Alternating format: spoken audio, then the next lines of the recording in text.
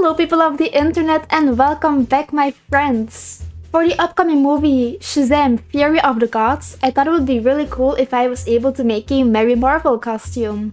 As I said in one of my previous videos, I was going to make a tutorial that includes both sewing and armor making. So here is part 1, sewing the costume. In this video I will be covering basic sewing techniques that you can use for everything that's on the top. So shirts, dresses, even skirts maybe, sweaters, hoodies, so anything you can wear on the top of your body. Upcoming parts will include making boot covers, a hooded cape, and the armor. So I hope you enjoy this video. The dress I decided to make is the exact same one as my making a dress in 24 hours video. So if you want a quicker but less in-depth tutorial, you can go and watch that. As you saw in my how to start cosplaying video, I first draw out my cosplay in the top model book.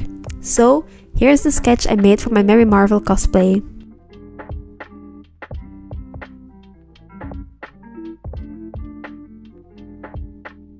I am someone who makes my own patterns using my own clothes. So if you have a dress you want to recreate, you can just use one you already own. If you don't own one, you can find some patterns online for a simple dress or just buy a plain red dress with sleeves and then this part is done for you. So get the dress you want, and what you're gonna do next is trace all the stitches that are in the dress. Because the pattern of my dress is kind of weird, I put my fabric on the ground, wrong side up, and trace the different pieces of the dress on there. Do not do the sleeves yet, they will be done later in this video. With each piece that you do, I suggest you write what piece it is on it as well. For example, here I wrote AR2, which stands for achter rechts 2, or the second right piece of the back. When you cut your pieces out, I also suggest you leave at least 2 cm extra space to make the pieces slightly too big. In the end, it's easier to make something smaller than to make something bigger, so leave some extra space. Okay, so now that that's done, we have several pieces of the dress. These are our patterns. I'm a very insecure person, so I don't just sew the patterns together. I first pin them so that they stay in place. You do this by putting the right sides of the fabric together and bring them all the way down. And that's it. So this is the middle of the back. If you have a non-stretchy fabric, you will be using the zipper here, so you're not gonna have to pin it, but this is just the example of how. When doing this, don't pin the front and back pieces together yet. Just make sure you have the front of the dress and the back. If you're like me and you don't own a big table to work on and thus you're working on the floor, it's time for a little break because this is absolute hell for your back. Now that everything is pinned, you can start sewing them together. Step 1 is checking your sewing machine. Make sure you have the right color thread and that you still have some bobbin thread. With stretchy fabric, you should always use a zigzag stitch. However, I'm someone who makes mistakes quite easily, so I use a straight stitch, and once I'm happy with the result, I use a zigzag stitch or overlock to secure it. With sewing, make sure you sew as straight as possible. The crayon lines are what you need to follow. However, I suggest you stitch a bit next to it so it's a bit bigger than planned. Another tip I can give you is make sure this thread is always on the back or you will lose it. A second sewing tip that's extremely important when you're working with stretchy fabric is make sure your fabric is always laying on the table or on your lap so it doesn't get pulled down. If it does, it will stretch out and your measurements will be incorrect. Now that your front and back pieces are done, it's time for the shoulders. We lay our fabric with the right sides together. I then pin the shoulders and make sure the pins match the crayon on both pieces of fabric. Once that's done, you sew it. The next step is probably one of the more difficult parts of sewing, making sleeves. I first cut some fabric off my dress that was longer than necessary, especially around the shoulders and armholes. Excess fabric can make it more difficult to sew the sleeves in. Next, get your leftover fabric and fold it right sides together. You grab your dress or shirt you want to recreate and put the sleeve on the fabric inside out with the top of the sleeve on the fold. Then you just trace the stitches. The sleeves on this dress are quite small, so I decided to make them longer for my cosplay. This is optional, but before I cut it out, I pin the edges together so the fabric doesn't move when I'm cutting it. When you do cut it, make sure to leave a centimeter or two next to it. Don't forget to write which sleeve it is on the pattern, and when that's done you have two pieces that look somewhat like this. Now, grab your dress and lay it open with the wrong side up. Then you pick a sleeve, open it up and start pinning it onto the sides starting with the middle, which is at your shoulders, and then work your way down. Do this on both sides and then you're ready to start sewing. When I sew my sleeves, I start at the edge and not in the middle because I've noticed that leads to many mistakes. When you do this as well, try not to pull on your fabric while sewing or you'll stretch it out. When it's done, it will look something like this.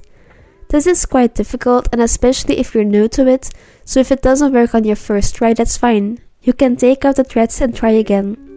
If it still doesn't work, that's okay. Just take a break and have a mental breakdown.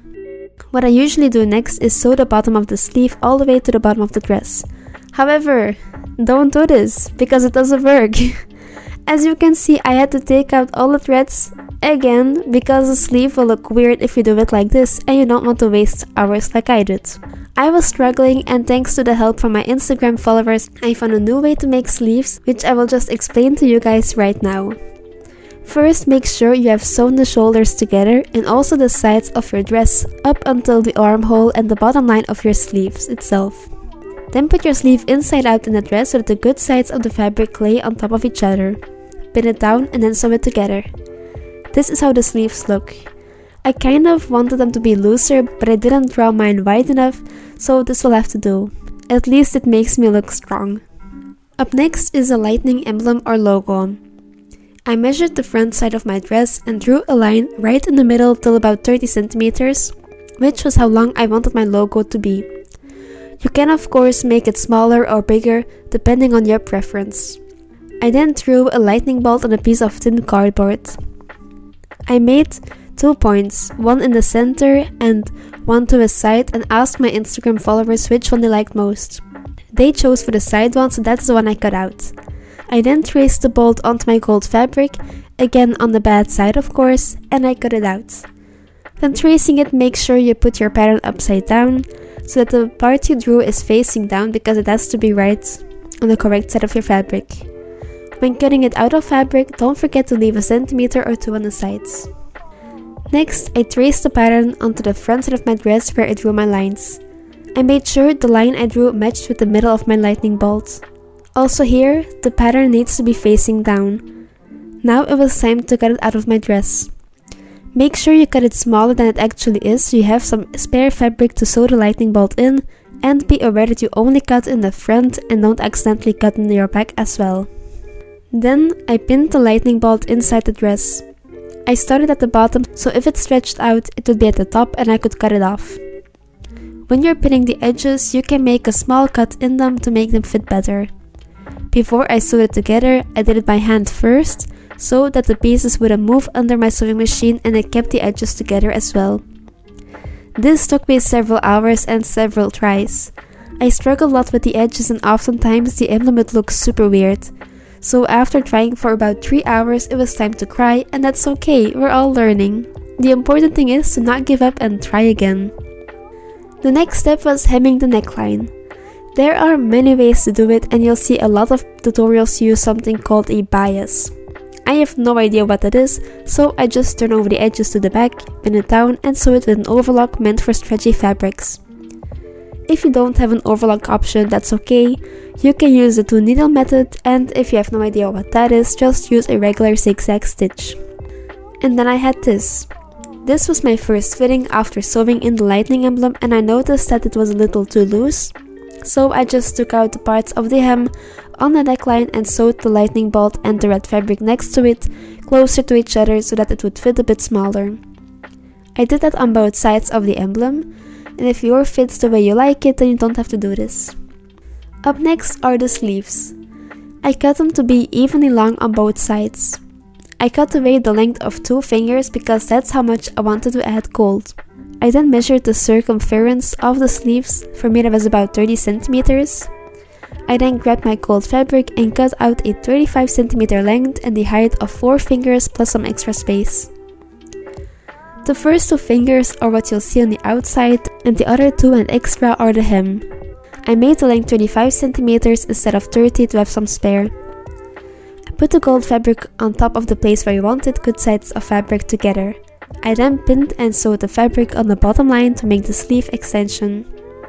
Once that's done, turn your dress inside out and fold the gold again like you did on the neckline and use the same zigzag stitch to hem them.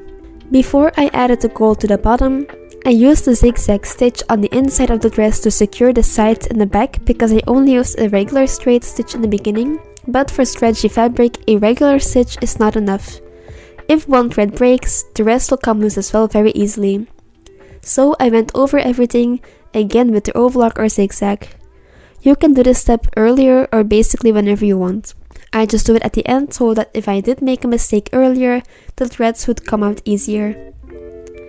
Okay, the last step is adding gold to the bottom.